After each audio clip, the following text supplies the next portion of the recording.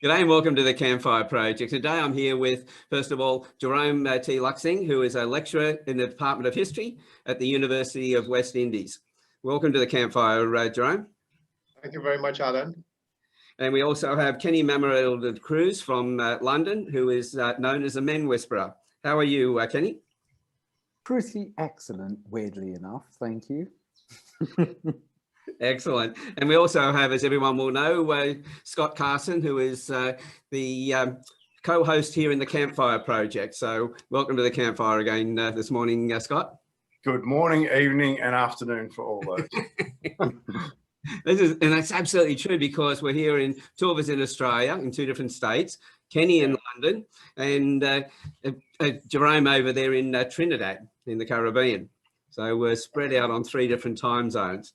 Lucky I'm not in Brisbane, then it'd be 4 different time zones. It's getting quite confusing. But we're coming up to, this is in Australia and probably other places around the world, we're calling this November is Movember. And Movember is all about men, helping men with our issues and helping us moving forward. Now, Jerome, it's almost 21 years ago now, coming up on the 19th of November, you started promoting the International Men's Day. Correct.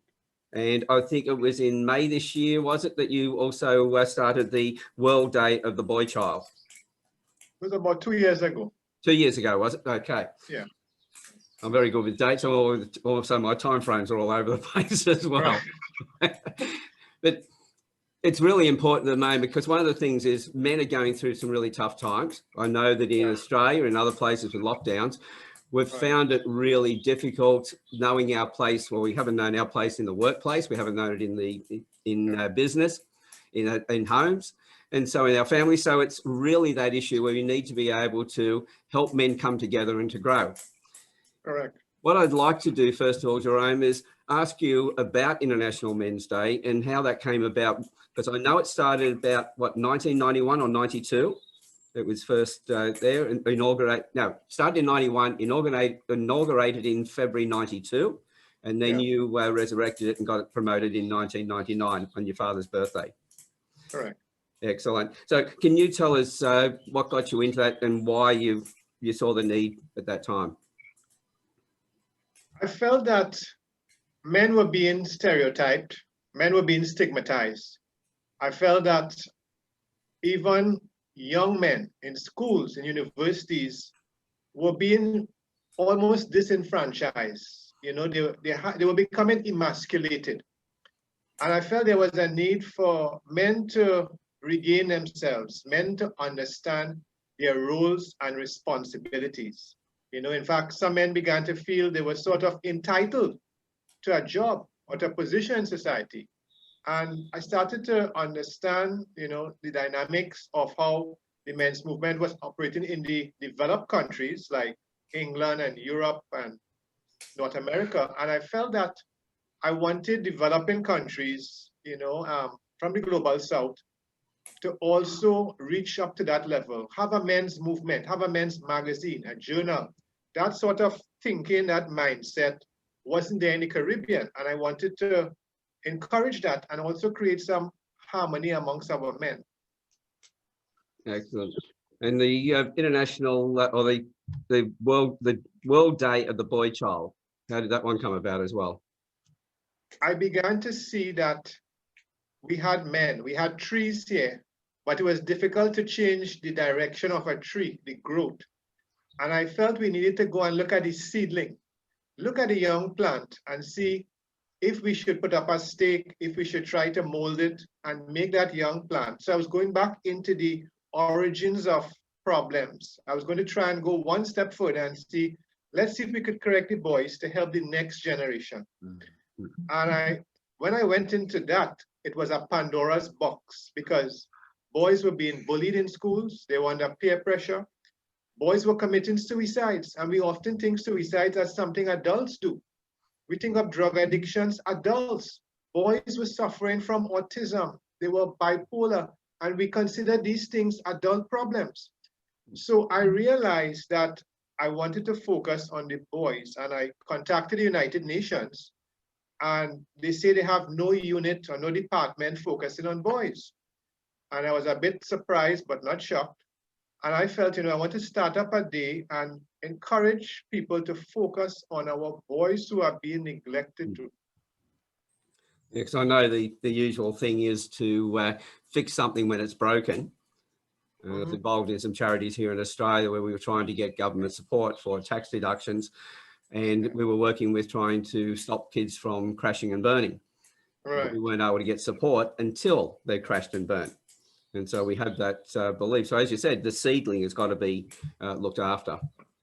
And what I want to bring up, and maybe Kenny and you and Scott could also discuss, is two recent incidents that affects men and deals also with the National Men's Day, and that is the image that Sean Connery had, that icon of masculinity, of adventure, of boldness, fearlessness. And that James Bond image is often there with a lot of men. It's a symbol of masculinity.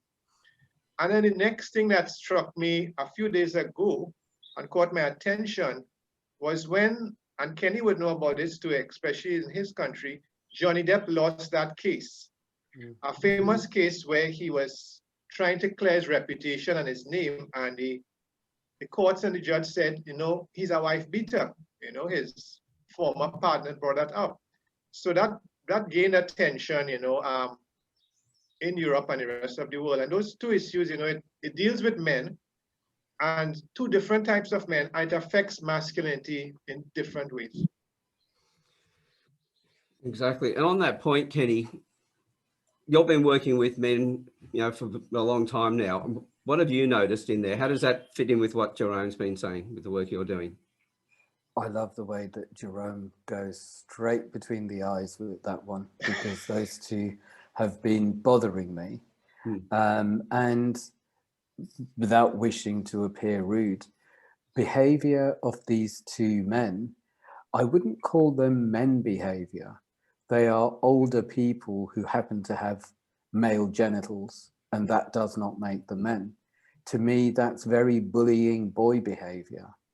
And sadly, bullying boy behavior has been glorified more in the 50s, 60s, 70s, 80s, and then we get more educated, and then we realize the ramifications, and we have rights, and this kind of stuff comes out. That's just not man behavior. A lot of people haven't had good men in their lives, quite simply. And on one hand, it could be very easy to point the finger at fathers or mothers or society or whatever. It could be quite simply that through tragedy or poverty or war or mental health issues or whatever it is, the men have not been there. And traditionally, the women bring up the children in the way that the women bring up the children, with the woman's family rules. And I wouldn't say that it's the masculine or the feminine or the male or the female that uphold patriarchy. It's the default script. And now we can see things in front of us, and it's up to us to educate ourselves, to be true to who we are and what we believe in, and unlearn the nonsense, because it's not smart or clever. It's not glamorous. Those days are gone. Now we can see things for what they really are, and it's up to us to talk about it, which is exactly what we're doing now, to name what's right and what's wrong, and to not glamorize it, and to educate ourselves and our children and influence the media. And now we have power with social media, etc. We're not victims to this, and to change it, to say, no, that's stupid. It's not funny anymore. It's harmful. It's just plain wrong. And thank God, those that were above the law are no longer above the law. And there are a lot of people who are above the law. Now, this needs to be broken, and it's beginning to be broken. Things have had to get this bad. And very often, after people die, the dirt comes out. Well, at least the dirt is coming out, and at least it's being seen for what it is. And these aren't bad men. These are lost boys with bad behavior at times. And I've behaved badly at times. and I've behaved like a sulking boy, and I've behaved like a self-respecting man. And it's up to me to adjust. And it's up for the good men and women around me to say, that's good. And I'm not sure about that. And it took a lot as a mummy's boy, and I was brought up a nice Catholic mummy's boy, to stop pleasing everyone and stop second guessing and being responsible for everyone's emotions, and to think, actually, if the people I don't respect don't like me, surely that's a good sign. That's exactly right. I love the fact that you mentioned that, you know, being a man is not a matter of age, it's a matter of the quality of the person. Because I look at a lot of, and I get fed up with people talking about, you know, is it a real man or whatever? And I go, no, there's only one, there's men and there's boys.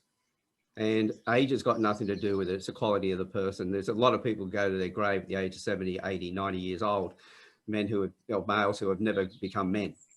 And I think we need to recognize that, recognize and go, okay, if you want to be referred to as a man, then you act like one. And there is only one type of man, and it's not a good man. It's not you know, we don't use a, you know, a real man or something like that. We just say you're either a man or you're a boy. If you don't want to be a boy, then change your behavior. And Scott, you've been doing a lot with the men at the moment, you know, with helping them with understanding their fathers and also understanding their sons. Yeah, Please. Yeah, look, this is a great subject and topic for me because, firstly, I'm really proud of men. I think we're doing an amazing job. I think we're, as a society, we haven't had a great lot of role models come through to teach us to understand ourselves. And I think right now we're at a new dawn where men are really digging deep, learning to use our emotions, learning how to express, learning how to talk, you know, and communication comes in via listening. And for myself, I'm involved in some projects at the moment that are just phenomenal. Campfire Project, the Victorian Brotherhood. You know, I had a conversation last night with 20 odd men, probably a couple more than that, talking about the relationships with their fathers. It was phenomenal. All different socio-demographics. Guys had never had the opportunity to actually sit and express how they feel in a safe environment. And, you know, looking at Sean Connery and Johnny Depp, are they men? Are they not? For me, and I'm sorry I'm a little bit different on this, I'm not fussed about what they're doing. I'm fussed about what we are doing now, because these conversations are what men are starting to have, and it is absolutely beautiful. I'm a little bit tired of hearing that old cliche, you know, there's no good men in the world. There is so many good men in this world, and I'm just so proud to be a man. Yeah, well, I sat there last night with Scott in the Brotherhood, and as you said, there was 20 men on the screen. They were all talking at the time. The backgrounds they've been through and what they're doing now to come forward. Now, I ended up crying hearing some of the conversations and hearing how these men have come forward. So if you ever hear me use the word man, it'll be about men who are, you know, males who are really stepping up and putting into those roles. There was something you said there before, Kenny, that was on my mind a moment ago, but I just missed it'll come back to me. There was something I wanted to ask you. Do you mind if I jump on about the boy-child scenario? Because that's something for me that I think is really, really prevalent in society. And for mine, and just with the guys that I work with, it seems that young guys get to a point in life where they hit a trauma of some form. Something happens in their life and they're not able to get beyond that to become a man because they stay stuck within that trauma. Something that I haven't done any study on it, but I'm starting to really notice that plays a significant part in whether or not a young boy becomes a man, because they haven't had the opportunity to express that emotion, explain that scenario, so they stay with that. Now, I'm noticing you nodding a fair bit, Jerome, so I'm looking forward to hearing you talk about that. Yeah, no, Scott, you said something that struck a chord with me, because I have met boys, teenagers in schools, who got beaten up by girls. in front of other boys, and that trauma created a hate for women, a hate for girls, even though it wasn't the same girl who beat him. And I've also witnessed boys who cry and are mocked by other boys, their peers, for being a sissy or a wimp. Boys who study are called nerds, N-E-R-D-S. And that trauma creates a mental block that no psychiatrist or psychologist could unlock. And you mentioned, you know, the language, emotion, and communication. And it ties into what Kenny is saying, in that emotional intelligence is so much. The conversation Alan and I had earlier, we talk about the 3 R's: reading, writing, arithmetic. But there are now so many other areas that are still neglected. And I like that fact where you brought up that trauma, that block, because it is something very real out there. Well, it's funny because my son was bullied at school by a young girl, and it wasn't taken seriously enough. It's a girl. And he had rocks thrown at him, he was punched in the face, kicked in the back, and nothing was done about it. There was no consequences for the girl. Yet my son had the consequences of, what am I doing here, Dad? Got to a point where he picked her up and drove her across the room and said, enough. After months and months of just non-stop hate mail, everything. I've been working with him just to get him to be okay with that. And it still drives his thought patterns consistently. Difference being is we talk about it. We express what it's going to go. We go through the scenarios. How are you going to deal with this? Problem's going to be is he will have a breaking point that if at some point she comes at him again, he will hit her, because that's what's been allowed within the community. If that happens, the response from that is going to be horrible. As much as we've worked on every scenario for him not to do that. But there will come a time when it's just been pushed too far. I wonder. We really need to look at changing the way we're doing things and the role models that we have. It's like, Kenny, you were saying before that, you know, having grown up with, you know, your mother, my father died when I was 3, and I grew up in a house with a mother and a sister. So I had no male role models. And that's the biggest issue, I think, is we don't have the role models to help the boys through. Young Oscar's got Scott, and so he's getting that. But at some point, unless the society, the environment around us changed, as Scott said, he's going to have a breaking point. If it keeps happening, there's got to be that point. He's pushed that breaking point further away with what he does with Oscar, but it's going to happen. The attitude is, well, we saw it with the Gillette ad about toxic masculinity. That was absolutely disgusting. They demonized the boys for playing. I just want to get to the point too with that, to the extremities of what we did as a family. We removed him from the school because the school wouldn't do anything about it, because it was and now we've gone back to the school because the education there is actually fantastic. But they wouldn't act on that because it was a female attacking a boy. He's got to be hard enough to deal with that. And I'm like, whoa. Can I get extreme about this? Please. I interviewed a guy called Jack. Jack was in all the media as the mouthpiece for the incels. The incels are the involuntary celibates, and they generally, to be frank, hate themselves because they feel unattractive. They feel that they are outcasts of society, and they turn to computers. They are desperate for acceptance. And his story was very similar in that he was bullied by girls in school, and no one knew what to do with that. He didn't know what to do with that. He couldn't stand up for himself because they were females, and he was on his own. And he stayed on his own. And he was so desperate. He had a couple of other tragedies and things, but he was so desperate to be met, to belong, to be accepted. And it's very common that people turn to the drinking club or the drugs club or whatever club that will accept them. And gangs is a big one.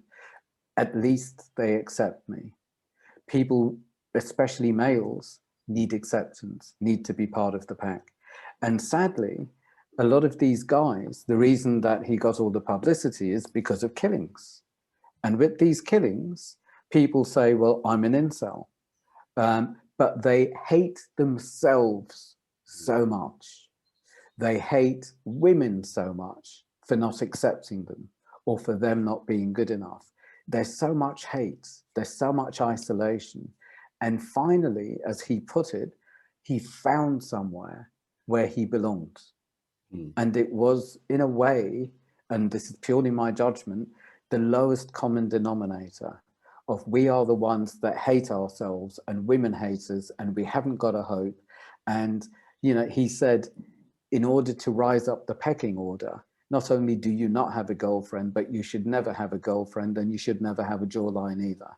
There were certain things that were of value. And these people just carry this and they get so full of rage and isolation that it needs to go bang somewhere. It's messy, it's dangerous, and it's very, very, very lonely. And I would love to be able to break the spell where these people can have places, and hopefully men's groups, hopefully friendship groups, hopefully the church hall or the local dance, whatever, anywhere to break the spell of isolation and to start belonging and to start talking and to be heard, and for other people to say, me too. I have been that desperate. I have been that broken and self-loathing. And this is how I failed. And this is how I succeeded. So they're not special cases. They're normal. They are allowed around the campfire to share their story and to feel it and to heal it. And the only way I believe people can heal things is to feel into it and to feel through it. And survival and hovering over it is the way that people go. There's a lot of money in it of this is how to be better, to look better, to have bigger muscles, to have a bigger show, to have more money, because then you're worth connecting with. And I think absolute rubbish. Cut out the middleman, connect now. You are good enough now. You don't need, and you will never look good enough or have enough money or have enough of a banter to be good enough if that's your game. Do it now. Now's the time. It's tragic. And if I can say something else to what you were saying, Scott, about the places of tragedy. Strangely, I remember when I was a child, I kept saying to myself, I have to remember this. I have to remember this. When I'm a grown-up, I have to put this right because the grown-ups don't understand. The grown-ups don't get it. And I remember that as an adult. The only downer is I was thinking, well, what was it I had to remember? And then I found the way. They weren't logical things to remember. They were emotional things and emotional places. And the way that I termed this is, yes, we have probably all had tragedies in our lives. Even if it was a misunderstanding, whatever it was, we've had tragedies in our lives. And that's not bad, that's life. And the way that I look at that is, it's like a pause button in life gets depressed. And life is on hold, it will only go this far. And now that we're on lockdown, I've been holding men's groups every day, just short ones so people can check in. And the most important thing about this is whatever is up, whatever trauma, whatever drama, whatever fear, whatever fantasy, it's like, name it. Don't shame it, don't blame it, because shame gets people to step back. And blame is, it's because of this, it's because of that. And it's not being with it. But when it's named, then you're not alone and it doesn't own you anymore.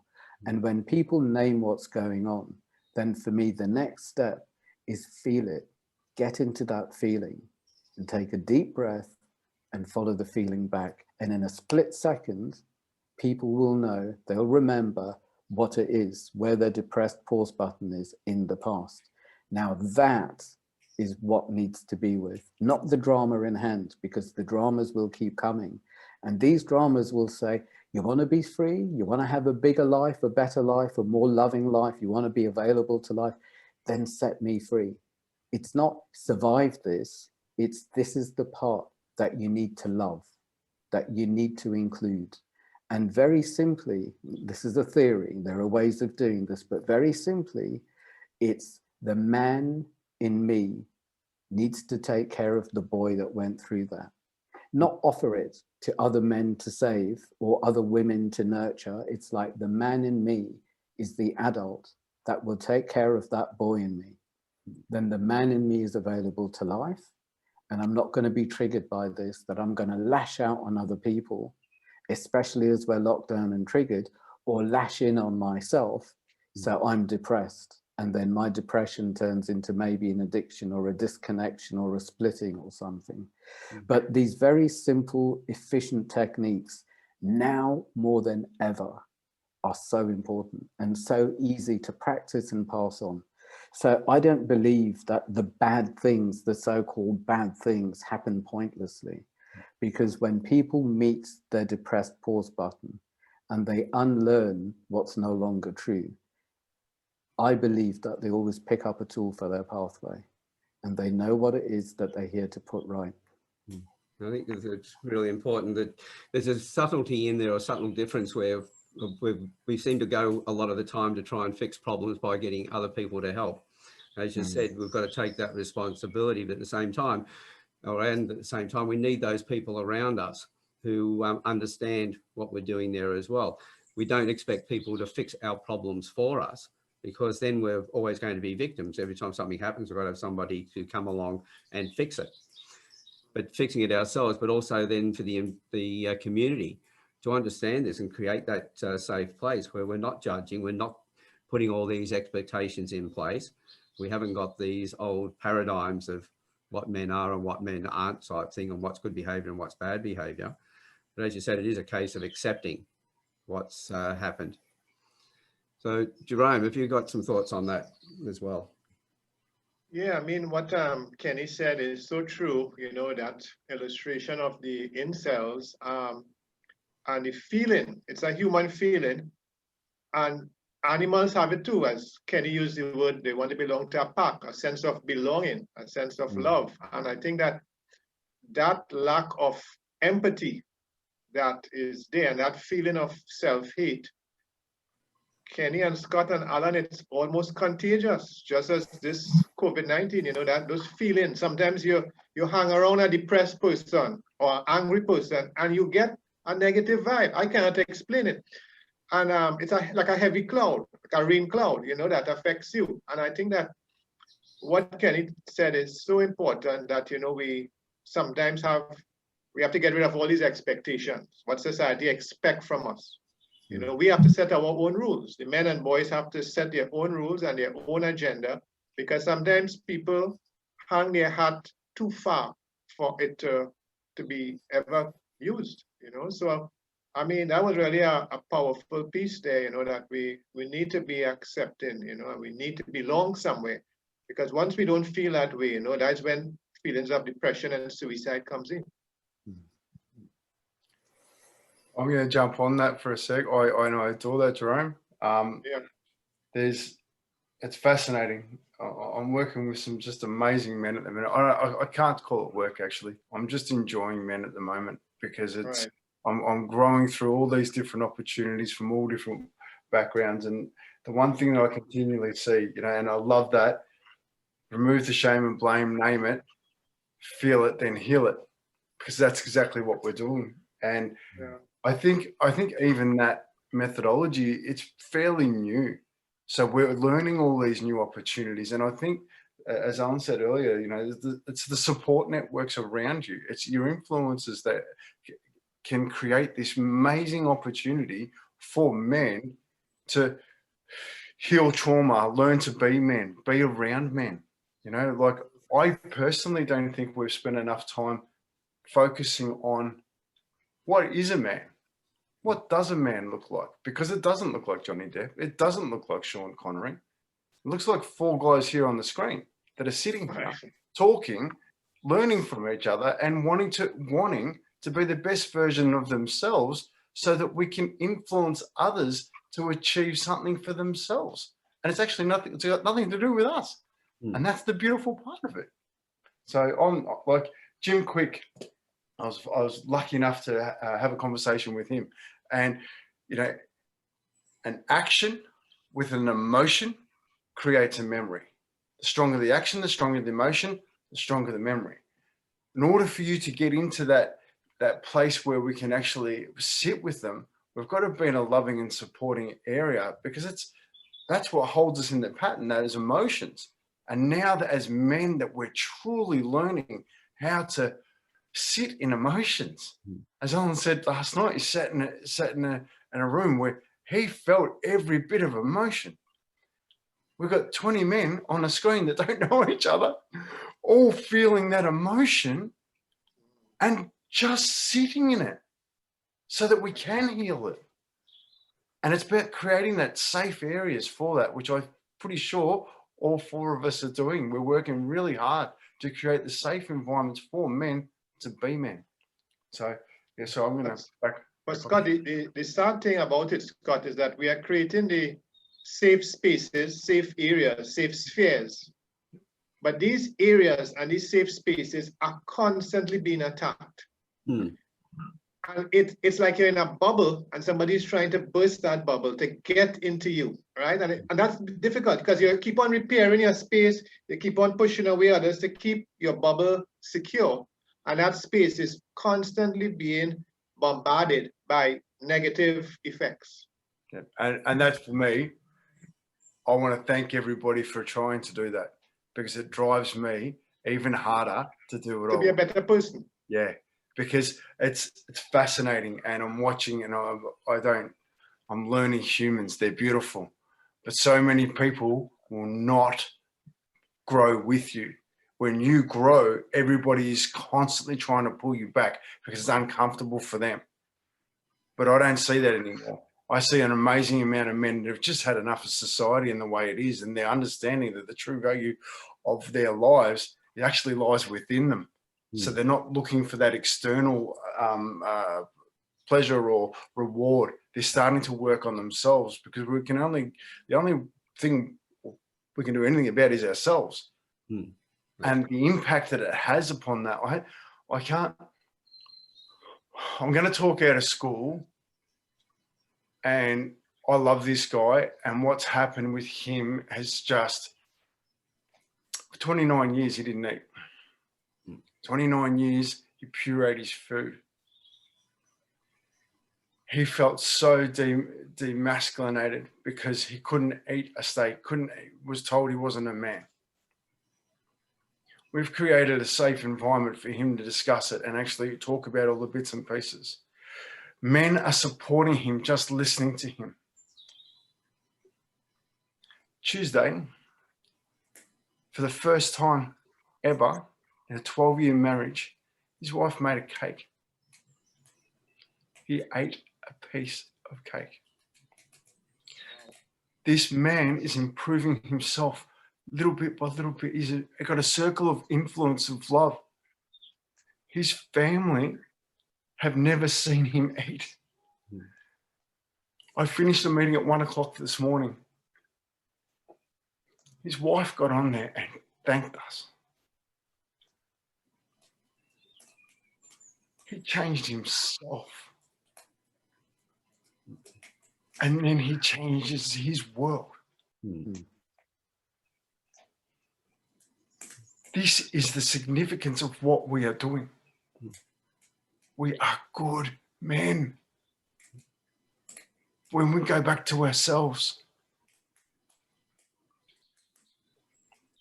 I'm so proud of men.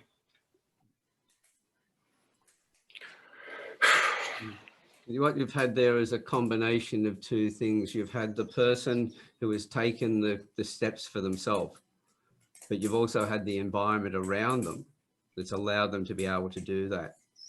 And that's the important thing is, everything happens at all the time, at every moment, stuff's going on. And it's what you focus on is what you end up getting more of. We can't take everything in, we just take in what we can in our narrow little band. And where we're looking is what we're taking in. So there's a lot of men out there that would probably dispute what we've been saying there about, men making all these changes, because in their worlds, they're not. And this is the thing, this is one of the reasons why we have these talks, so that more men can hear that and go, maybe there is another way of doing things. And then they can start to take a step forward in doing that. But then it takes the rest of us to make sure that that bubble doesn't get burst by with us operating the right way, so that they can keep that bubble. They can keep themselves safe in that environment and realize they can extend their bubble then to take in more people. Because as you say, when we are our own environment, and we become everybody else's environment. So the moment that we step out, whatever we take out, we affect everybody else around us. So yes, we've got two things: work on ourselves, but also be the best version towards other people, so they can also work on themselves as well. It's, I think, Alan, but Kenny, before I start, I think okay.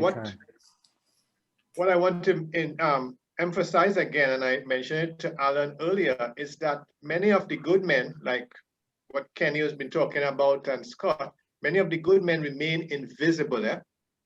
The men who are volunteers, the men who help out in elderly homes, the men who help children with homework, the men who visit orphanages, they don't make front pages in the newspapers. They are not highlighted in the media.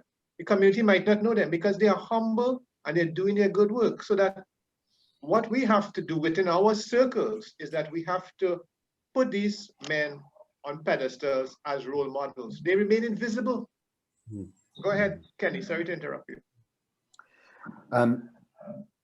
Sadly, or maybe efficiently, I've learned more lessons through pain than through love or through joy. And maybe things have needed to get bad enough for me to be enough pain to get it and to do something about it. I mean, yeah, sure, I've learned a lot through love, and maybe I just take that for granted. And there are a lot of bad men around in politics, in the media, in the public face, whatever. And I'm not sure that's a bad thing, because they hold that space for people to think, I want to be like that, I don't want to be like that. I'm going to change something, or I'm going to join the crowd.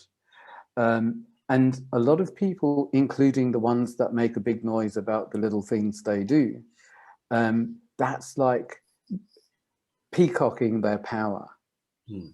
And in a way, that's a lot of noise, and it can be power over.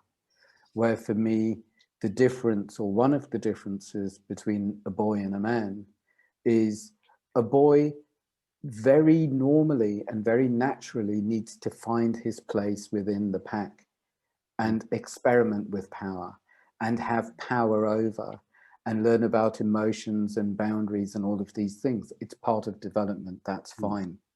Where a man, in a man's power, is here, I believe, to empower other people, because that's power. Power over someone is not power. That's fear. It's not love. That's it. And I would say with most people I work with most of the time, it gets to a place, a very sacred place, where there's a choice between surviving and living. Surviving is familiar. And I know the enemy, and I know what I'm a victim of, and I know how to survive it, and I'm in control. I can do it with my eyes closed, and no one can throw any stones at me. Where living is out of control, and it's vulnerable, and who knows what might happen. And if I'm surviving, then I'm not living anyway. I always say to people, yeah, take the step, but don't do it alone. It's really important to have company. It's really important to get feedback rather than go into the head. It's really important to learn from other people's successes and failures. It's really important to be able to open up and explore rather than close down and try and put on a good show and get it right. And I know that I tried for years, if not decades, to fall apart while holding it together. Now that was a lot of tension and it didn't work. So surely this is where the brotherhood or the humanity or the love comes into it, because it's normal in my world and it's the only world that I wish to feed.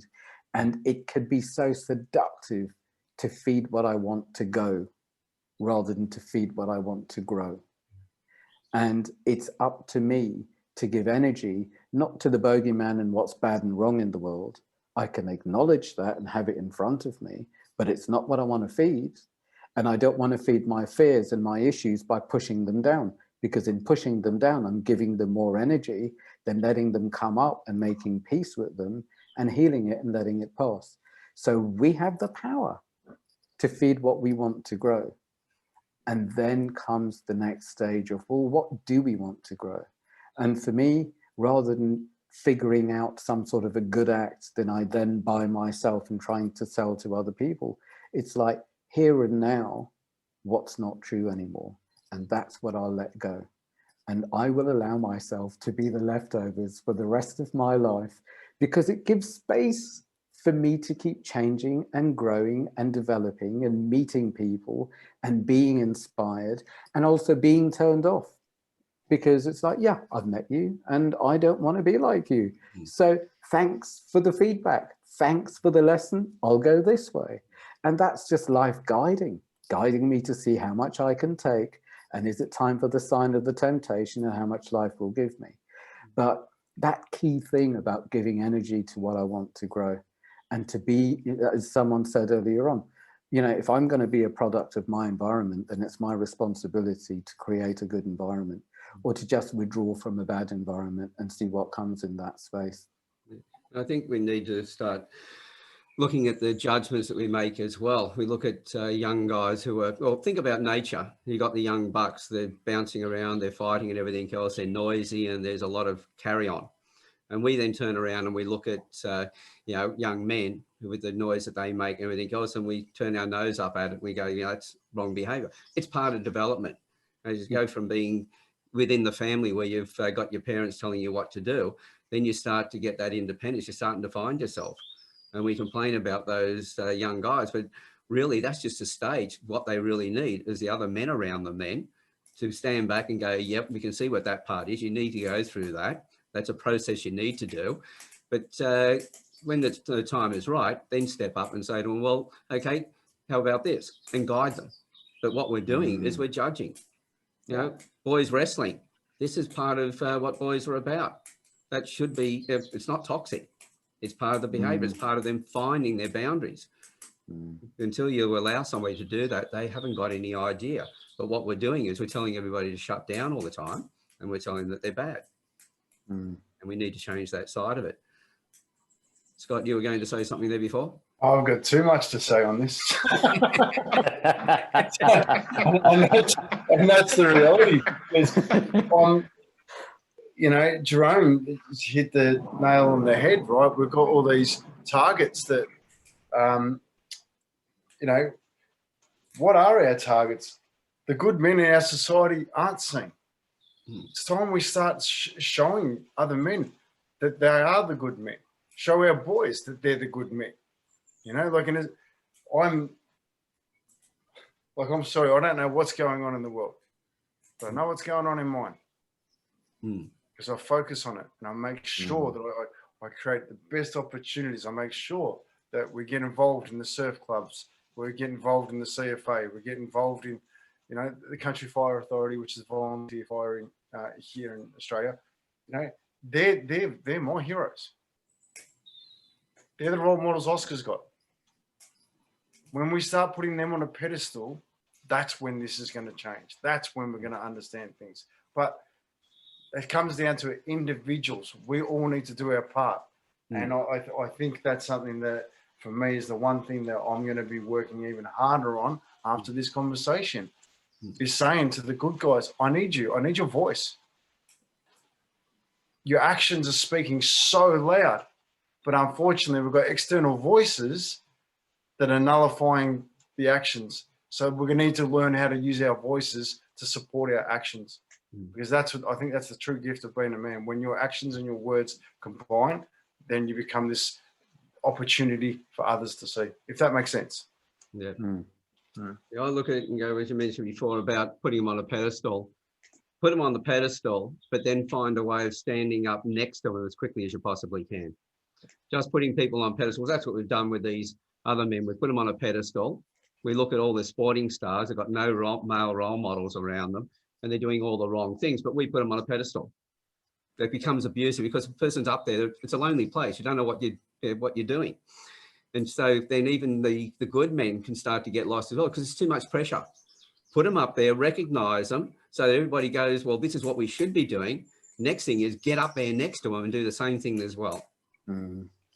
I just want to throw something on that, because one of the things that I've seen, and I just adore watching, is the AFL, the Australian Football League. They're focusing so much on gratitude and understanding their communities and empathy. The teams that are actually succeeding now are those that are best at understanding gratitude and being humble, because they work together better. That's our society. If we learn to be more humble, we learn to show more gratitude and support one another, that's where the big strength is, you know. And I just, in a world, and with COVID being an opportunity, and isolation kicking in, we're in here. You know, we're slowly coming out of Melbourne after pretty much 7 months of lockdown. And those that have really been able to get through it quite well have spent a lot of time with others, you know. So I said, I'm worried about time, so I'm just going to jump back. And well, one of the things that Kenny was saying before about the bad things in life, we have to have those, otherwise we don't know the good. We've got to have those events. And it's not a matter of shying away from those. It's a matter, as you said, you know, seeing your role in that and how we can move forward. But as Scott's pointed out with the time, what I would like to do is just go back around each of you and just go, what advice, what words of wisdom can you leave for the people who are listening here today, especially the men? Because I said, you know, being put up on a pedestal, you know, people try and put me on a pedestal at times. I just say, I'm like the little naughty boy in the cot. I'm climbing out. I want to be out there with everybody else. So instead of stepping down from the pedestal, I'd like to help people to come and stand next to me on the pedestal. And I think that's what all of us would like to do as well. And I'd like to see more men being able to do that, but we have to recognize them first. We have to look after them and then emulate and show their support on how we can also do the same. Because as Scott, you've always said, we're always men we're a work in progress. And we're always going to be growing. If anybody thinks they've got there, they're nowhere near there. We're always going to be working towards it. So, Kenny. With the isolation since COVID, what I've really learnt is social isolation has demanded conscious connection. And it's not just in the groups that I've been running every day. I've seen this in corporates, where people are working together rather than putting on a good show and then suddenly not being able to show up anymore. It's amazing how it's been a leveler for people to connect consciously, take responsibility for ourselves and communicate. So yeah, conscious connection. This is the time. Fantastic. Jerome. I just want to emphasize something that might sound like a cliche. It has been so overused. And I would like us, not just for this year, but in the future, to try to break down barriers that divide us, barriers that divide the men, barriers that keep us away from connecting with humanity, as Kenny had mentioned. And these barriers, one of the major barriers is politics. We just saw the United States election, how divisive it is. And I am seeing other barriers, some of these barriers people might see as a good, but religion is another barrier. Terrorism. Kenny talked about power and letting go. Some people don't like to let go of that power. They abuse that power. Even sport could be a barrier. And you all would know about hooligans at a baseball game, a basketball game, a loss in a cricket game, you know, it could create problems. So even though there are mediums that could create unity, sport, religion, politics, culture, all these, racism, religious discrimination, all these barriers, I would like us to remove them. And I don't know how we could do it, because these things, these barriers are entrenched in our society. It has been so for many centuries.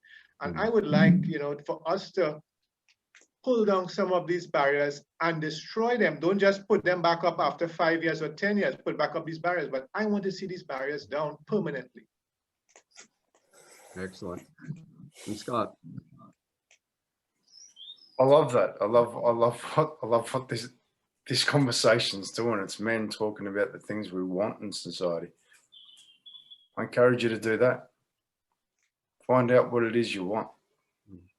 Because fear is just something you don't understand. Once you understand it and you get involved in it, you learn it. Don't fear it anymore. So therefore, you've got an opportunity of growth. One of the things that the boys are doing at the minute, and where it's a big thing, if you're triggered by something, ask yourself the question, why is this triggering me? Just ask that question. Take it out of the pain and get into the curiosity. It's significant. So that's, yeah. Thank you so much for this bloody conversation, guys. Like, I just adore it. Excellent. What have we got now?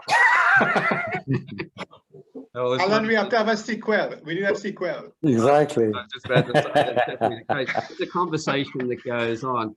It's you're saying, Scott, you need to have that, be thinking about what it is that you really want. You need to be looking at finding out, well, the people that are the quiet achievers, finding out about them and celebrating their efforts. Not just what the people themselves, but their efforts, and trying to emulate all of that. And I think that's the whole process. Ask people questions. If you want to bring barriers down, talk to people. But if you're also looking at, as you said, Scott, you know, think about the person you want to be. Well, as I was saying to the guys last night, I used to work with terminally ill patients, and we talk about the way they were thinking, and they wanted to change the way they were thinking. Well, you can't do it by thinking about how to change your thinking. You do it through going through your feelings. So if that's the way I'm thinking, how does that make me feel? Well, it makes me feel like crap, whatever. Okay, what's the alternative way of feeling? What would you be doing? You know, I'd like to, you know, these are the feelings I love to have. Well, what would you be doing? Use all your senses: visual, auditory, kinesthetic, olfactory, gustatory. What are you smelling, tasting, hearing? Who are you with? And think about that, because you're creating a memory. And the thing is, yes, you need an event, and there'll be a memory from the event. You can also have the memory first, and therefore and create the event itself, because what you focus on is what you get. And the more that you're able to focus on what you really want in life, you need to know where you want to go, who you're all about yourself. As you're saying, Kenny, this is where you got to come inside. And we find ourselves. And at that point, then we create the future that we want in our own mind. And now that we're focused on that, we seem to attract the people around us. As you've said, Scott, the work you're doing, the men you're attracting, they're all focused in that area. There's still plenty of other men out there who are thinking differently, but you're not noticing them because that's where your consciousness is. So if we change our consciousness, we change the world. We change our world. We're therefore the environment of the people around us. And we then change their worlds, and their worlds change, they change other worlds. And that's how we change the world. 100%. And I just want to throw something quickly, because it's something that, and it's just my opinion, with the politics and stuff that's going on at the minute, and it's just boys running the country, chasing it, you know, and you know, they're basically, it's a pissing contest, and it's pretty sad, you know. But the reality is, we can't change it from their opportunities. If we get into politics, we're walking into their bar, drinking their drinks.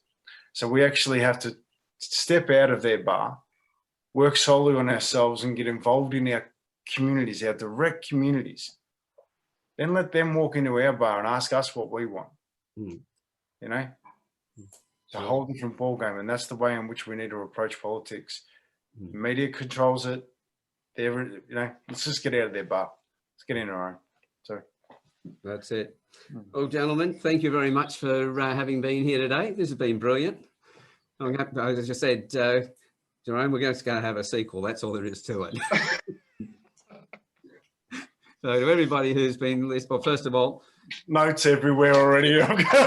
Kenny, I'm going to talk to you about this. Jerome, I'm going to talk to you about this. Now, every time you get on here, Kenny, you come up with some really pearls, great little lines and everything, Carson, and I madly write them down. So I hope you don't mind. I've stolen them. They're mine now. They're yours. They're for everyone. Well, everybody who's been, well, first of all, Jerome, Kenny, Scott, thank you very much for having been here today. Right. And to everybody else who's been listening in, I hope you got a lot out of it. But each of these men, their contact details are there. Click on their link, get in touch with them, have a chat with them. And just take what they've taken on, said today, taking that on board and think about your own environment, who you want to be and who you want to be around, and start working towards that. Know that you're not on your own. You need to do the work yourself, but there's plenty of support around you. So again, thank you everybody for being here. Bye for now. Bye.